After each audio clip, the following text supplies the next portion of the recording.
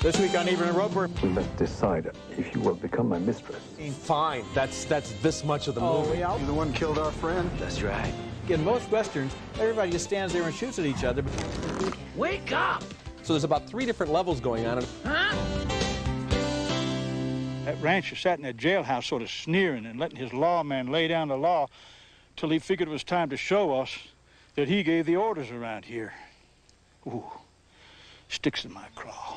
Robert Duvall and Kevin Costner see the wide open spaces disappearing in Open Range. We'll have an early review of that movie, plus 3 other new films and 2 Oscar winners new on DVD. I'm Roger Ebert.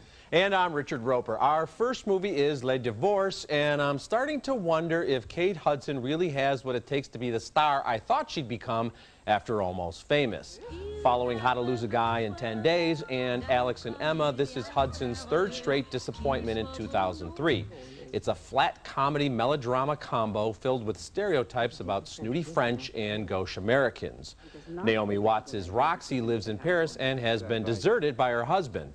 Hudson plays Sister Isabel, who has just arrived from America. Anyway, you should get out of here now. Mom and Dad want you to come home. I want you to come home. And listen to all the I told you so's. No. Within days, Isabel has taken up with a young French activist and a much older French diplomat who gives her a pricey Kelly purse. Anyway, you should give it back. Anyway, he wouldn't take it back. And anyway, why shouldn't one accept an expensive gift from a man if he wants to give it? Because it puts you in the position of having to do what he wants. Do it anyway. Le Divorce has some beautiful scenery and a few dashes of wit, but there are far too many other broadly sketched characters, including Glenn Close as a smug Earth Mother type author, and Matthew Modine, who plays Roxy's husband's new lover. All fine actors, but I didn't think any of them were particularly strong here. As for the luminous Watts, she's playing a mediocre poet who tries to commit suicide while 8 months pregnant. Hardly someone to win our sympathies. Thumbs down. I liked it more than you did, although I agree about the Matthew Modine character, who I thought was a complete disappointment, and the whole scene on top of the Eiffel Tower completely unnecessary, and the whole subplot didn't work. But what I liked is that the movie was very observant about the difference between French and Americans, and very sardonic and very sarcastic on both sides as these 2 nations try to get together. I love it, for example, when the Americans say that no matter what you tell a French person, all they say is, of course. I thought it was very basic and simplistic about the differences between French and Americans, and I think there's just too many soap opera elements here. I think maybe the novel, it might have played out a little better and you got to know the characters here, but there's so much going on, and none of it is really that plausible. What about Stephen Fry? He's hilarious as the expert from Christie's Auction House, explaining... Fine. That's this much of the movie. Yeah, well, that's okay. this Well, there are a much lot of good movie. things. I gave it thumbs up. Well, I'm giving it thumbs down, and I feel good about it. Thank you very much. Okay, well, as we just saw, there are a lot of movies about romance between older men and younger women, maybe because so many directors are older men. But The Housekeeper, which is a new French film, suggests that once the passion cools down, a man in his 50s and a woman of about 20 might have almost nothing in common. Jean-Pierre Bacri stars as a divorced man whose apartment is a mess, so he answers an ad for a housekeeper. Emily DeKin meets him for an interview. Et c'est un travail qui vous plaît? Ouais, beaucoup. En fait, la vérité, c'est que je l'ai jamais fait. Mais je suis sûre que ça va me plaire. He's not looking for an affair, but she talks him into letting her move in. At first, he sleeps on the sofa. On va rester toute seule. Attendez, mais écoutez-moi, écoutez-moi. Il faut pas trop vous attacher à moi, Laura. Je vous aime pas, vous m'aimez pas non plus, hein, donc... They take a vacation together. She sees herself as a future wife. He sees her as a housekeeper that he happens to be sleeping with. On reviendra en vacances, on est bien à Paris aussi. C'est pas pareil. Toi, à Paris, tu travailles, moi, je suis ta femme de ménage. J'ai envie de rester, je suis bien ici. She likes to dance all night to loud music. He likes to get home early. On vacation, he watches her playing volleyball on the beach with people her own age and becomes very aware of his age. The Housekeeper creates an observant, sympathetic portrait of the way the young woman gets temporary emotional control over this older man. Emily DeKin isn't your routine French sex pot, but a talented 22-year-old who won as Best Actress in Cannes in 1999.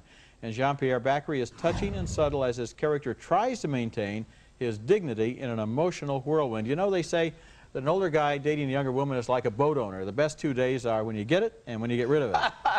Well, I like your observations a lot. I agree completely with you on this. Two very fine performances, and we kind of know where this is going to go, but it's just fun watching the journey. And yeah, she's very sexy in an offbeat way and very sympathetic, and you can understand why she wants to be with him and why he wants to be with her, and you can completely understand why it's not going to probably last the season there. And I like the way it's kind of relaxed about all of this. It just lets it go at its own pace. It's very nice the way he holds back. He is not, you know, some dirty old man who's trying to seduce the housekeeper.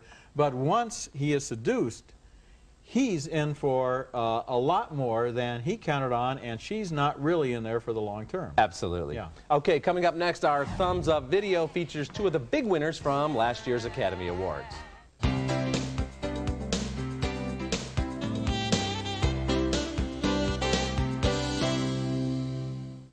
Ebert Roeper's Thumbs Up video is brought to you by Nestle Raisinets. At the movies or at home, Raisinets. In case you shake up hard and want a brand new start to do that. Yeah. This year's Oscar winner, Chicago, is new on DVD this week, and it opens our Thumbs Up video section. The first musical to win the Oscar since Oliver in 1968. It stars Renee Zellweger as Roxy Hart, the girl who will do anything to get into show business, and Richard Gere as her lawyer. Yes, Mrs. Hart feels that it was the tragic combination of liquor and jazz which led to her downfall. Next question. The high point of this new disc is the deleted musical number Class, performed here by Queen Latifah and Catherine Zeta-Jones. And even kids will kick your shins and give even you kids sass. will kick your shins and give you sass. Nobody's got no class. Also this week, new on DVD, I'm recommending the remarkable Hollywood documentary The Kid Stays in the Picture. It's based on the autobiography of legendary producer Robert Evans, who produced The Godfather and Rosemary's Baby, but was busted for cocaine and linked indirectly to a murder trial. The name Evans gets ink. The bells and whistles include a director commentary track and Roy Scheider and Dustin Hoffman doing their Bob Evans imitations. Well, you know, I'd like to take you and Elsa to lunch tomorrow. Okay. If you promise not to eat with your fingers. I'll try. Okay. I was wondering why there's no commentary track by Evans, but he narrates the movie, so I guess, in a way, there is. Okay, also new on DVD is Michael Moore's controversial Academy Award-winning documentary, Bowling for Columbine. It's not really a traditional documentary so much as a scathing and poignant piece of performance art, with Moore as the rabble-rousing liberal for life who loves his country but hates its culture of violence. Wow. Sweet. Well, here's my first question. Do you think it's a little dangerous handing out guns in a bank? The DVD extras include Moore in a backyard in Michigan talking about his infamous Oscar acceptance speech. I'm Michael Moore. What else was I going to do? And one of my favorite non-traditional musicals is now on DVD. Director-choreographer Bob Fosse was a prime force in such works as Damn Yankees, Cabaret, Sweet Charity, and the original stage production of Chicago, and he told his own story in the Fellini-esque All That Jazz. The 1979 film received multiple Oscar nominations, including a Best Actor nod for Roy Scheider as Joe Gideon, a hard-smoking, pill-popping, egomaniacal Broadway genius.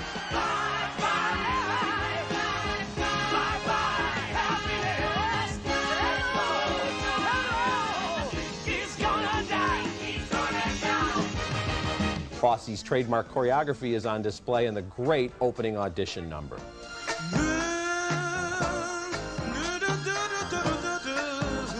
The DVD also includes some all-too-brief glimpses of the real late Bob Fosse at work. All That Jazz and all the DVDs we talked about on this show arrive in stores on August 19th. People are always asking me if I've ever been wrong about movies. Well, probably lots of times, but the other night I was looking at All That Jazz, and I was wrong to give it a negative review. I said it was a rip-off of Fellini's 8½, but it's not, and I was wrong. Well, I'm glad to hear that, and on DVD it really springs to life, the colors, the music, and the performances. Okay, coming up later in the show, Open Range, starring Kevin Costner and Robert Duvall.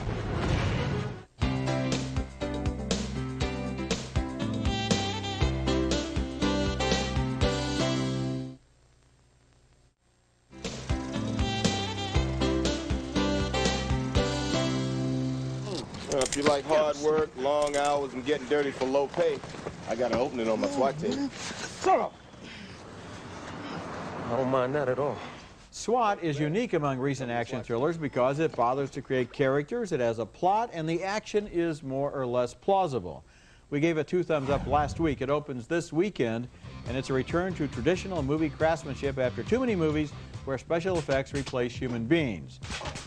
Samuel L. Jackson and Colin Farrell co-star as SWAT officers, and the movie sticks to its story and takes time to develop its characters, and so it was a lot more exciting and involving than mindless, non-stop action.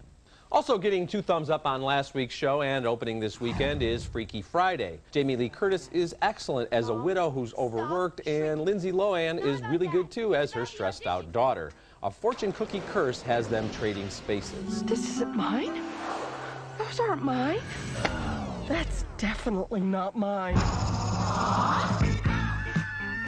I like the pop music, I like the performances, and I was genuinely touched by the relationships in Freaky Friday. Actors must love body switch movies because they get to play themselves and they get to play the other actor, and they can study various kinds of body language and behavior. I think it's a fun acting challenge, and it's well done in this movie. Okay, comic book cult hero Harvey Pekar springs to life in American Splendor, one of the best movies of the year.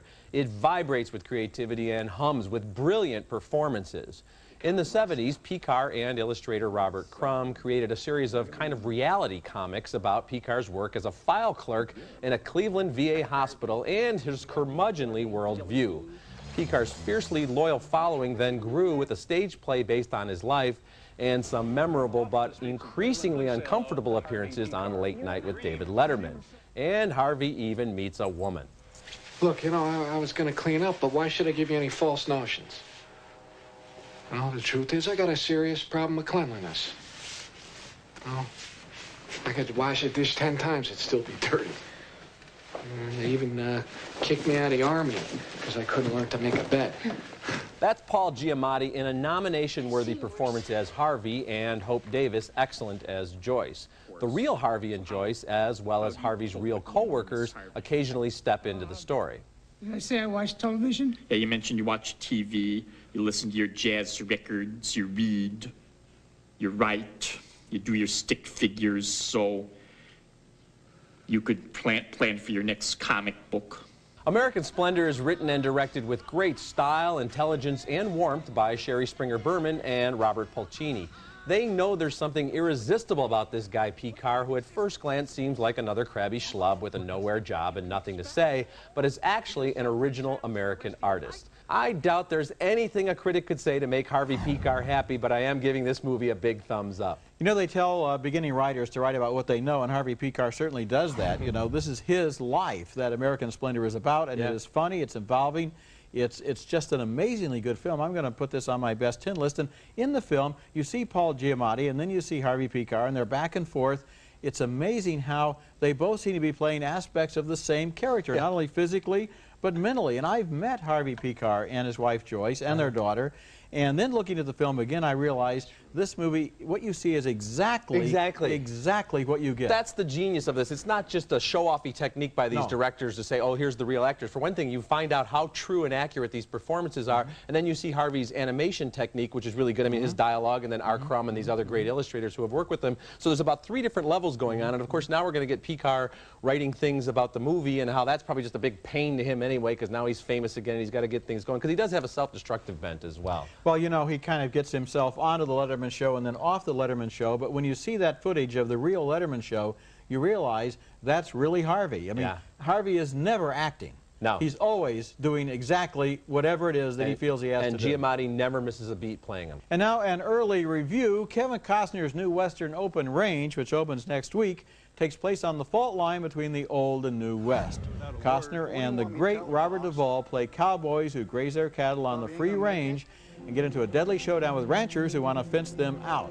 Costner places the men in the same limitless vistas he celebrated in Dances with Wolves, and then takes them into town for ominous words from Michael Gambon. You know, a few years back, a free graze outfit came through. One night, the cattle got stampeded, the wagons caught on fire, and one of those boys was shot off his horse in the middle of it all. Shot in the back, was he? Diego Luna plays a kid who also works for Duvall, and after the rancher's men shoot him, they discuss the danger of taking him back into that town. You think they'll just let you waltz in there pretty as you please and waltz out again? I don't figure into it. Boss Button deserves every chance we can give him.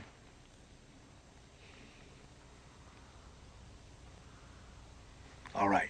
Costner was a Civil War veteran who was an expert and willing killer, but he hasn't killed in 10 years. He confesses his past to Annette Bening, who plays the sister of the local doctor. I've seen who you are, Charlie. The way you looked after that boy, and the respect you give Boss. They might be little bets, but they're enough for a woman who looks.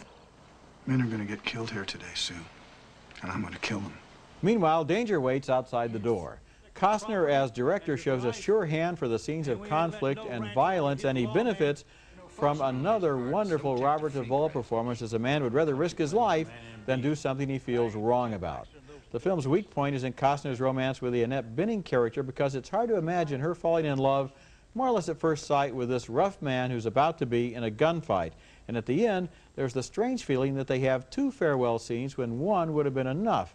But the movie works as a glorious traditional Western epic, and thumbs up for me. Thumbs up for me, too. There are two genres in which Kevin Costner really excels, baseball movies and Westerns.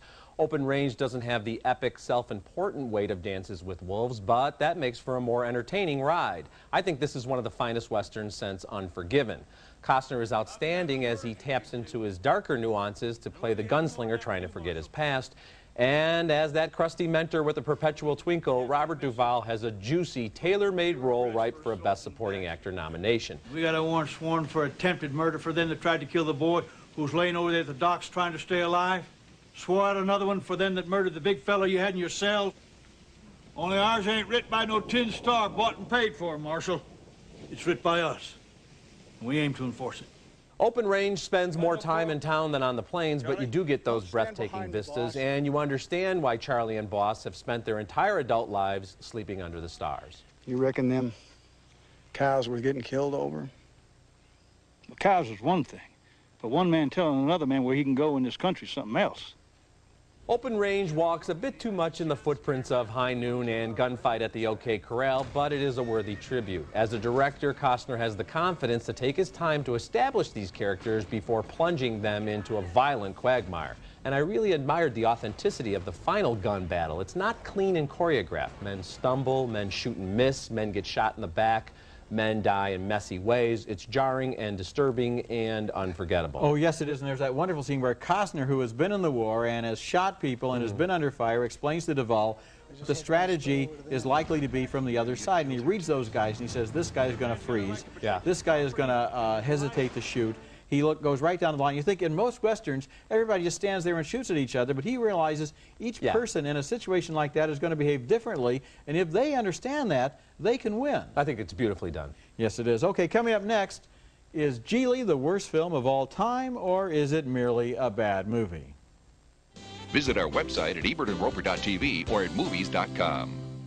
In every relationship, there's a bull and a cow. I'm the bull. You're the cow. You got that? Yeah, I got it. Bull cow.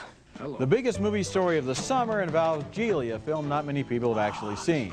Jennifer Lopez and Ben Affleck have been excoriated by the nation's film critics, who unleashed a withering barrage of scorn. And what I want to know is, why were they so mad? Geely doesn't work, that's obvious. Even Affleck said so in an interview in Variety. But it's an ambitious movie that tries to do something new. Instead of being a routine romantic potboiler, it surprises us by making Lopez a lesbian, letting the two of them talk frankly about their sexual identities. J-Lo and Affleck took a chance, and the critics slapped them down, but the movie is quirky and offbeat and never boring, and it can't possibly be the worst film in any year where we're still waiting for the brown bunny.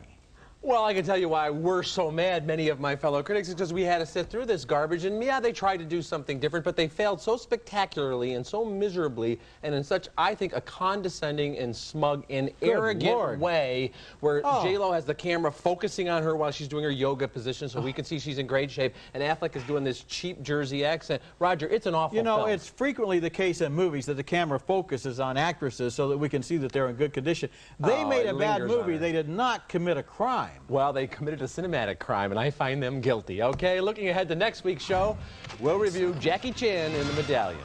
Sorry.